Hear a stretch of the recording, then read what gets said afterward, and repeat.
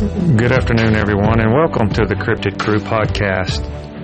I'm your host, Mark Childers, and I've got a great show planned for you today. Before we get started, if you've had an experience or an encounter or just something unexplainable, please shoot me an email with all your contact information at the Cryptid Crew podcast at gmail.com.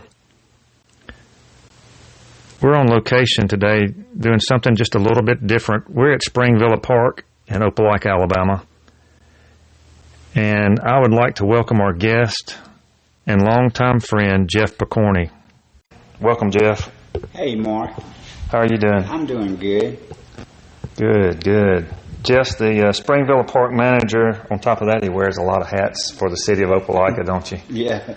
Ever different event, I'm there having to set up and help do different things. So I'm not just out here. I'm also in town. Like we just did the fall festival. Right. Which y'all had a good turnout for that. We did. I don't know how many they had, but I know every parking spot was pretty full. Right.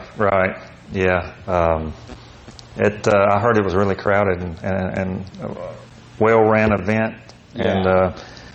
And if you're ever camping or want to find a place to camp, Springville Park's fantastic. He does a great job. The grounds stay clean, well kept. Bathroom houses here are super nice and clean, and it's really quiet and pleasant place to stay. Yeah, for sure. So we just walked into. Give us a little bit of history about this house here. Okay. This house, it was built in 1850 for a guy named William Penn Young, and the story behind the house, they say it's haunted. One night he was going up in the front of the house. That's where his bedroom was, and he was going up the staircase, and there's a cubby hole back in the wall, and they say that the slave was up in that cubby hole, and when he got on, they say that he killed him on the 13th step. Oh, wow. So we have a lot of paranormal groups that come, and they say they get recordings and things. Right. And they said he went up the steps and he stabbed him to death, and that's why we have a lot of people say that it's haunted. They come out and get recordings and things, and I mean, it's I don't like going in there at night. I mean, it does feel like something's watching. During the day, I'll go in there like now, but at nighttime, it's just a different feeling. Right. It seems we just walked into one side of the house, which you had said was built in the 1850s, right? Yeah, the front of the house was built 1850, and this part, it caught on fire. It's called the dining hall, the back part of the house. And it caught on fire in, I think it was 1928 and rebuilt in 1930. And this side, I mean, it's got an upstairs, but you can only get to the upstairs from outside when it used to have stairs and everything. But right, and if I'm not mistaken, Horace King designed the house? Horace King is the guy that built it, and Penn Young's wife's parents, Horace King was their slave at the time, and then his master was big into building and stuff, and then that's how he learned how to build things, and he's the one that built this house. And then they said that the foundation and the stairways in the Capitol in Montgomery, he did that. Okay. I also heard he built a lot of bridges as well. He's famous for covered bridges. Okay. And, I'm assuming probably that one over at the Monkey Park in town. It used to be, I think, out in Beulah somewhere. Right. Or the Shotwell. Yeah. Mm-hmm. And he probably built that one, but he's famous, and like if you go to Columbus, Georgia, I think they have a museum with him, things talking about him and everything. Right. For people that have not been here, this house is a Gothic antebellum style house. I mean, a lot of people think it's a church. It looks more like a church, the way it's shaped and stuff. Because of the gables. Yeah. But it's a neat, I mean, it's amazing how they built stuff like this back then with not the tools that we have today. Well, when you walk in here, it's a large open area, and it's got I'm assuming these stones are original on the fireplace. Yeah, these were, I'm assuming, I'm assuming when it burned or whatever, that was still probably the original fireplace, right. and they just left it and right. did everything around it. And rebuilt this in the 20s. Yeah. Yeah. And I mean, we used to have this side, before we got the lodge across the road, renting out, we used to rent this out for family gatherings and things, but we don't do any renting anymore on this. Right, right. Let's, can we walk over here to this? We'll go to the other side okay. of the bedrooms. Yeah. And this is the side where supposedly he was allegedly killed in the stairwell.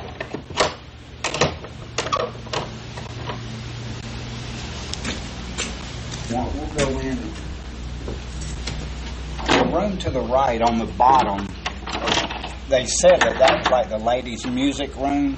Like after they ate and everything, the ladies would get together and there was a piano in the room and stuff.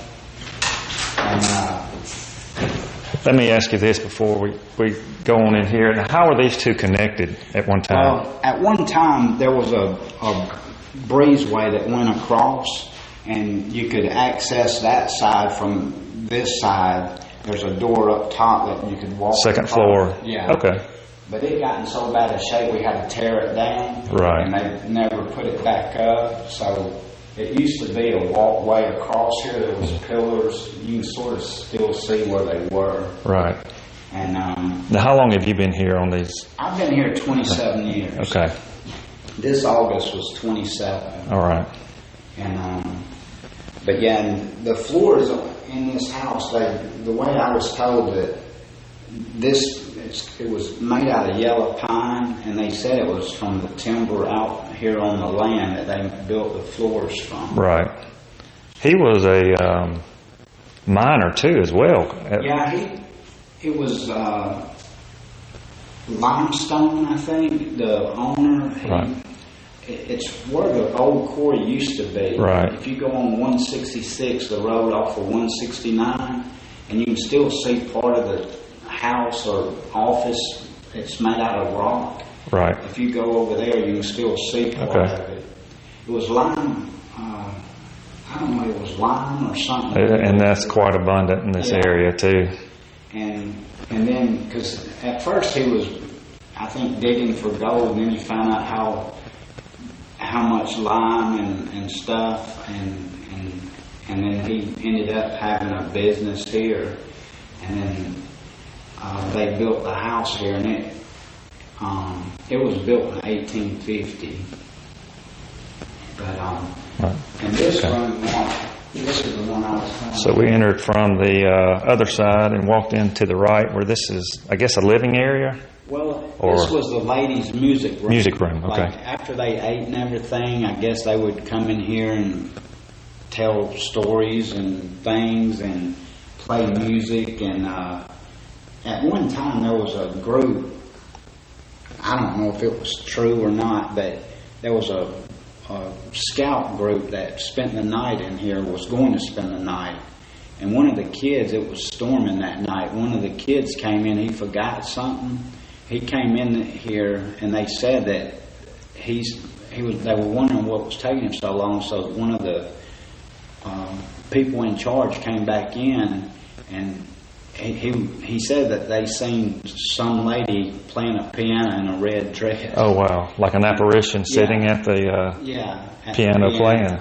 And then that morning, my boss at the time said that they packed up, and the next morning they all slept in the gym at the rec center off Denson. Because I guess he was scared, terrified of what had happened or what he had seen. Yeah. And, but I mean, I've had different things. Like there used to be a house right next to here before they tore it down. Right. And when I lived over there, there's things that happened when I lived there. What experience have you had? Let me ask you this.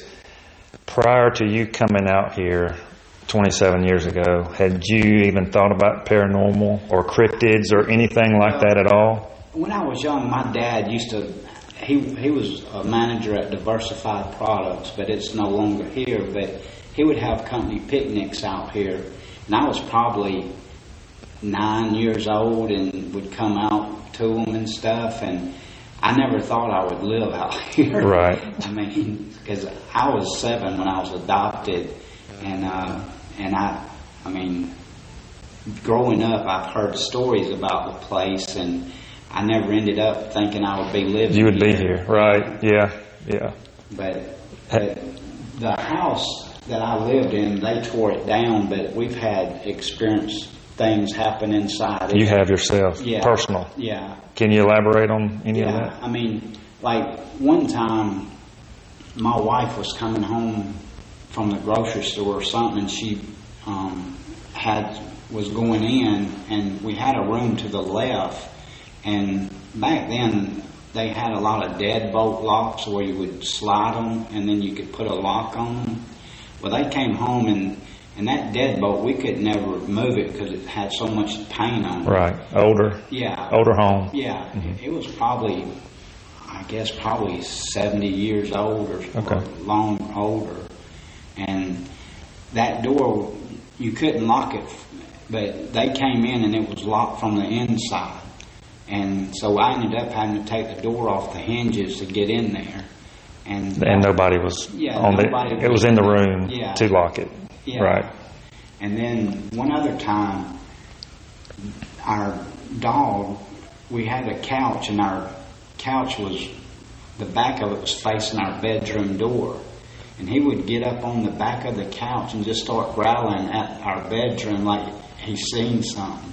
Because they say animals have a sense of that we don't. Yeah. And he would be just growling, looking at the room.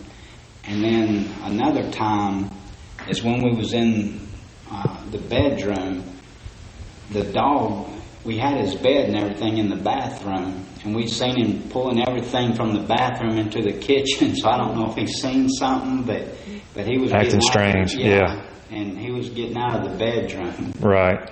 And then another thing was, I can't remember what it was, but we had something that night on the kitchen table. In the same house? Yeah. Okay. And the next morning we woke up, it wasn't there. And then about a week or so later, it showed back up on the table. So I don't know where happened to it or what. Right, like an object was moved and then just placed there. That's interesting. And then we've had other people before me stayed in that house, and they were saying that one guy said that he came in and his furniture was rearranged. Oh, wow. There. So that's serious. Yeah, and I don't know. I mean, I've never had that experience. Right. But now that house was.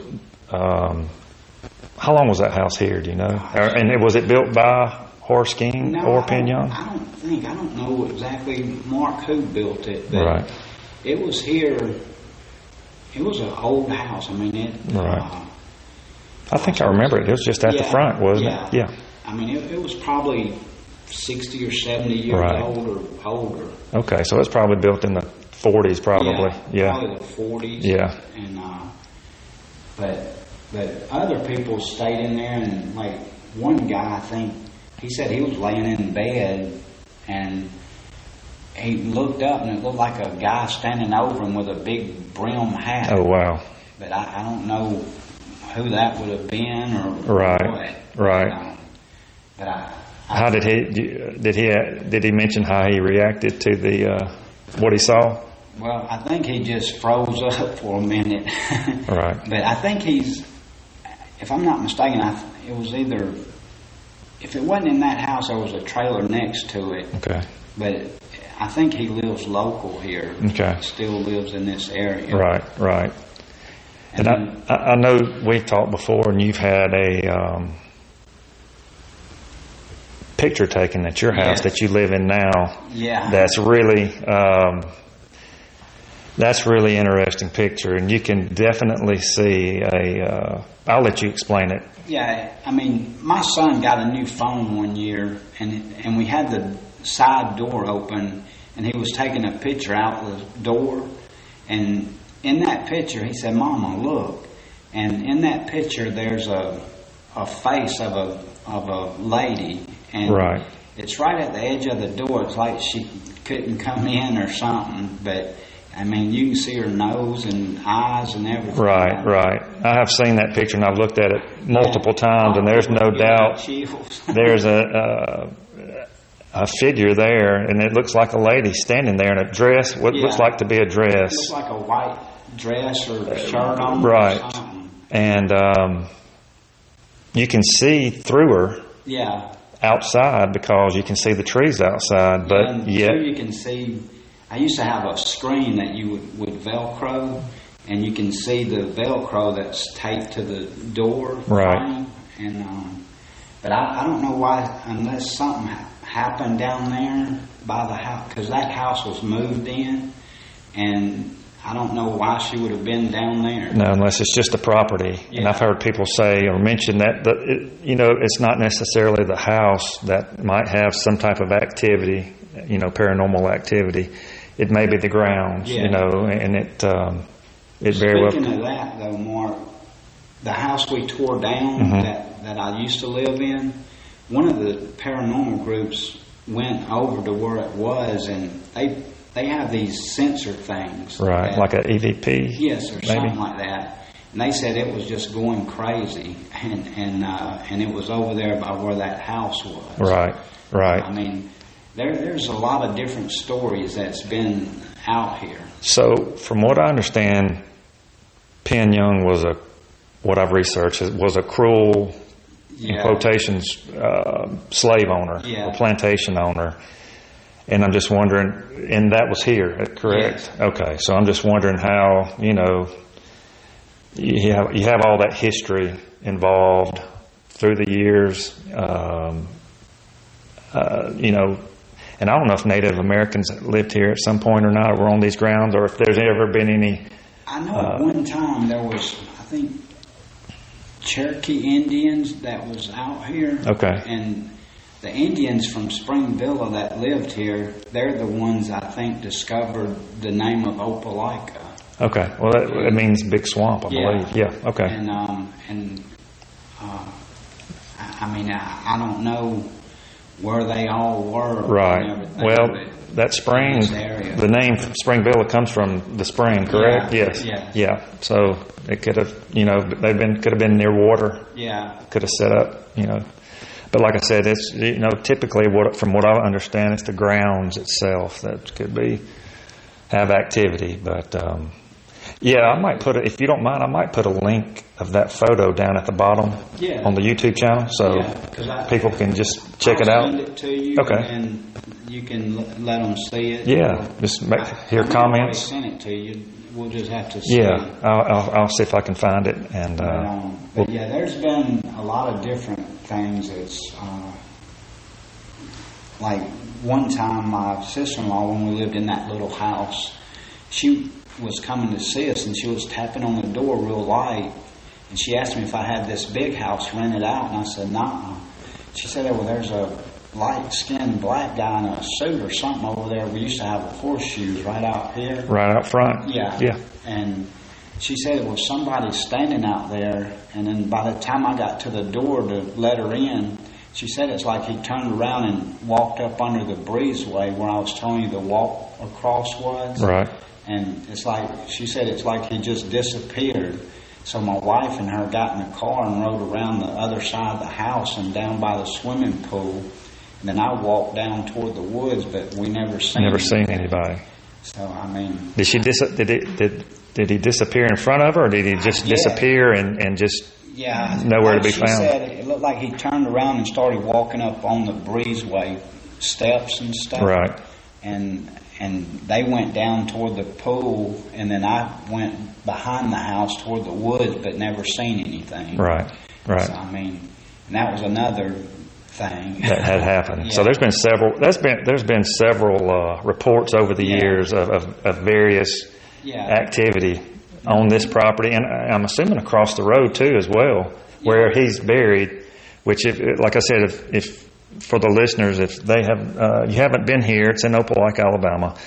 And the property is pretty large, and it's fairly rural out here. There's some homes to our east, and some to the west as well. But the gentleman the person that lived here, built the place and was the plantation owner, is buried across the road with his wife. Correct? Well, not his wife, his son. His son. Okay. A lot of people don't really know where the wife is buried at. It's just him and his son that's buried there. Okay. And that's really interesting as well. And there's someone from, I can't remember if it was the Carolinas, but they were kin to Penn Young somehow.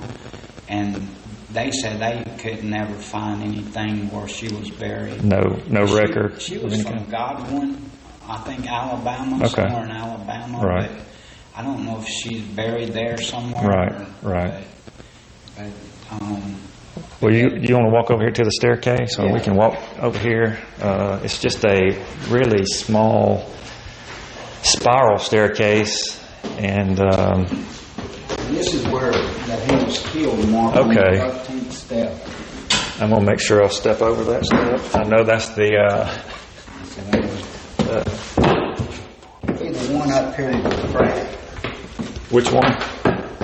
Right there. That's it? Yeah. And I can see where if you're looking down, going up these steps, and supposedly the person that killed one of his slaves was up in this little cubby hole, which you could easily stand in, which is probably what, Jeff?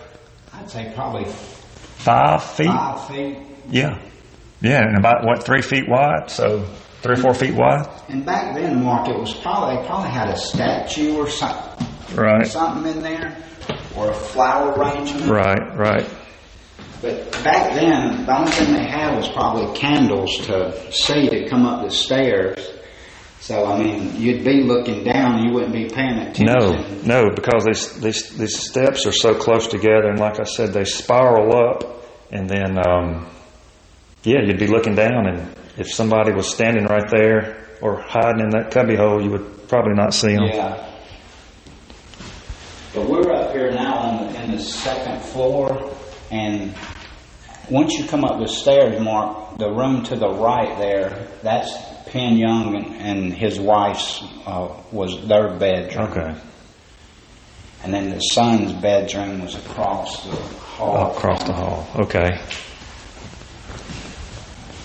They're both large rooms and have fireplaces on each end. Yeah, each room had a fireplace down bottom and upstairs. And these doors are very small that go out onto these small balconies, I guess is what you would call them. Each window has it's like a double door that opens up. And I guess back then they didn't have air conditioning and stuff, so they'd leave them open and the breeze would come flowing through. Makes sense. Yes, for sure. Yeah, this is kind of a little creepy up here. I mean, some of these paranormal groups, they would come in and set up different things. Like one guy had a flashlight in this hallway, and he said, if you're in here, flip it on. And somehow I was watching the video and the light came on. Oh, wow. And then he said, if you want us to leave, flip it off. But she never flipped. Whatever it was, never flipped it off. Right. So. And as you come up the stairwell here, directly in front of it would be, I guess, where the breezeway was, where you walked across to the other part. Yeah, the breezeway, you would come from this side, walk across to the other side, and there's other it just is a little walk around, and there's little rooms. Back in the day, after Penn Young and them, they had cots in there that day camp and stuff would spend the night. Right, yeah. But yeah, during the day though, it doesn't seem as spooky as at nighttime. I mean, at nighttime, I could see. It just feels like somebody's watching. Right. There's definitely an aura to it for sure. It's So this part was never rebuilt. This is the original. What I've been told, the front part is the original house. Okay. It was built in 1850. I mean, by looking at it, you can tell it's old. Yeah. I mean, Oh, yeah. There's cracks in the walls, up in the ceiling. Yeah. Yeah. These doors are really, or windows, I guess. I've never seen anything quite like this. Yeah. I mean, they're just short little windows or doors that open up like a door, and I just don't know how they got furniture up here back then with them stairs. Yeah, I don't either. Yeah, that's the way they are. No, I don't either. Too, Mark, there's another house similar to this in town, downtown by First Baptist Church, and it's called, right now I think the guy made it into a clock museum, but they're wondering if he's the same builder built that house, because the entrance and the staircase and everything's exactly like Is it really? Okay. It's, I believe that's on South 8th Street, maybe? Yes. Like if you go by the barbecue place and then go left, it's there on the left side. Okay. And they don't know it if he did build it, but it's got the same design and everything. Like if you go in the bottom entrance, the stairwell and everything looks the same. Same thing. Yeah. It very well may have. From what I researched, it seemed like he was Horace King was a very good builder, architect. Yeah, Horace King, and somewhere in Phoenix City, he owned a insurance, I think, company. Okay. And then his master was the one that taught him how to build and everything, and he learned that, and then started doing covered bridges. Right. And very talented. like if you go into Columbus, if you go over the big bridge, there's a sign there that says Horace King. He built that bridge. Okay. But that one's not covered. I don't know if one time if it was. Right.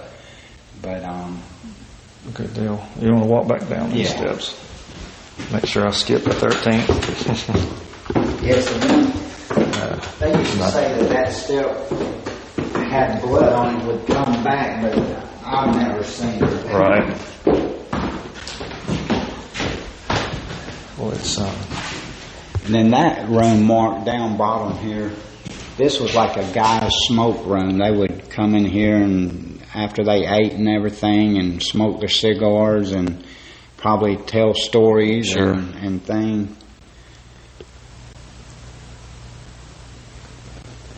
Yeah, because they're. When did they leave here? When was their last years in this house? Tell you the truth, I know he got killed in 1887, I believe. Okay. And I don't know, this house has been owned by different, like the water board owned it at one time. I think the city purchased it in 1920. Okay. And then it became, down the road here, there used to be a pump. The pump house is still there. And out here is where everybody from the city of Opelika used to get their drinking water. It's a spring that's down there. Right. And this out here is where everybody from the city used to get their drinking water. Right. And then the water board, I think, deeded it to the state, and then the state deeded it back to the city of Opelika. Right. Yeah. And at one time it was the water board, the state, and then this family that lived out here, I can't remember the name, but they owned it at one time, and then somehow it got back with the city. Right, right. Because there's 344 acres out here. Yeah, I looked at it on Google Maps on the satellite version, and it's quite a bit of. It's really wooded. Yeah. All around this area. And two, I mean, about a year or so ago, we built 2 disc golf courses across the road, and then we got that archery range, right. and now we're in the process of building a new lodge over there. So, that's right. Okay. Do you know much about that yet? I think the end of November or somewhere around in there, they're supposed to start tearing this one down, and then they'll be starting on the new one. And that's across the road? Yeah. Okay. And it's going to seat probably 250 people on the inside. Like the one that's over there now, it only seats probably 60. Right. So it's going to be a nice addition. Is there going to be anywhere for people to stay, or is that just going to be just for events? Yeah, events like weddings and things like Right, that. They're going to have a bridals room and stuff, and its own kitchen and everything. Right, so right. Okay. You'll have to just come back once that's done Yes. and take a look. Sure will. Yeah, because I want to at some point come back and go across the road over there to where he's buried. Yeah, check that out. And let me transition into something else. If you want to walk out, we can go out here to where the breezeway used to be outside. But you had talked about we hadn't talked about other cryptids. Have you had any other experiences or reports of anything else? I know the house that they moved in up front by the road, one year we was putting up Christmas decorations up on the house, and my wife was up on the hill taking a picture of the wreaths and stuff. Right. And in that picture, I don't remember if she still has it, but there was a cloud. It looked like a cloud of smoke, and there was this lady. It looked like a lady holding a little baby, and I don't know what that would have been. But wow, could she make out any detail of the? You could see. It looked like a lady, right, and then it looked like she was holding a little baby. I mean, but it was like a smoke cloud, like a mist. Yeah. And was it like smoke or a fog or mist? It's sort of like a fog look. Interesting. What time of day was that? It was probably about 8 o'clock at night. It was dark. Okay, so it just gotten dark. Yeah. But that's the only other thing that I've really had experience with. Right. But one time my wife did, that house we tore down, she was in the living room crying, and I was wondering what she was crying about, and she said it happened again, and she said something kept going along her leg or something, and she said that wasn't the first time it's happened. And that's that little house where we tore down. Yeah. And that's right up here. They used to be at the front of the property, by the closer to the road. Yeah, once you turn in. Yeah. But it's no longer there. But she said that something would rub her leg or something, and I told her it wasn't me. Right. Because you were not by her. Yeah. Yeah. But those are the only really things that we've had experiences with. Right. Well, this has been, Jeff, I really appreciate you coming on and sharing your stories and a history of the place. And hopefully we can maybe get back together for a part 2 at some point, or I can. Yeah, you can lead me to the grave site over there. And then if something else comes up, I'll let you know. Yes, if absolutely.